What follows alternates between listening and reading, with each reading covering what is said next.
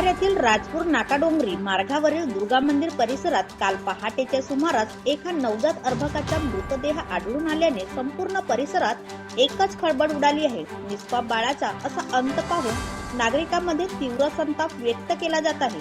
स्थानिक नागरिकांना मंदिर परिसरात संशयास्पद अवस्थेत अर्भक दिसून आल्यानंतर तात्काळ पोलिसांना माहिती देण्यात आली। माहिती मिळताच भंडारा पोलीस घटनास्थळी दाखल झाले असून परिसर सील करून पंचनामा करण्यात आला। अर्भकांचा मृतदेह उत्तरीय तपासणीसाठी रुग्णालयात पाठवण्यात आला आहे।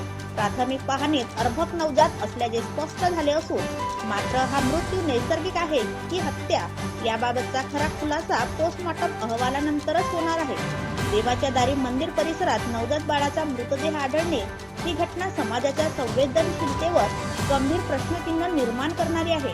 अशी निर्दयी कृत्य मागे नेमकं कोण आहे याचा शोध घेण्यासाठी पोलिसांनी तपासाची चक्रे वेगाने फिरवली आहेत। अज्ञात व्यक्तीविरोधात गुन्हा दाखल करण्याची प्रक्रिया सुरू आहे। संबंधितांवर कठोर कारवाई केली जाईल असा इशारा पोलिसांना दिला।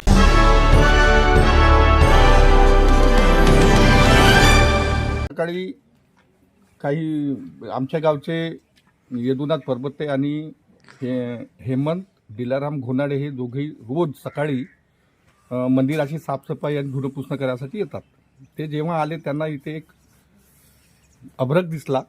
त्यांनी मला फोन केला म्हणून मी इथे आलो आणि पाहिलं तर तिथे एक माता राणी दुर्गा मातेच्या काय म्हणतात त्याला मूर्तीच्या शेजारी जो ओटा आहे त्याच्या शेजारी उजव्या बाजूला एक अभ्रक ठेवलेला होता, कपड्यामध्ये गुंडाळलेला। तो जिवंत होता काय? मी आलो त्यावेळी जिवंत नव्हता।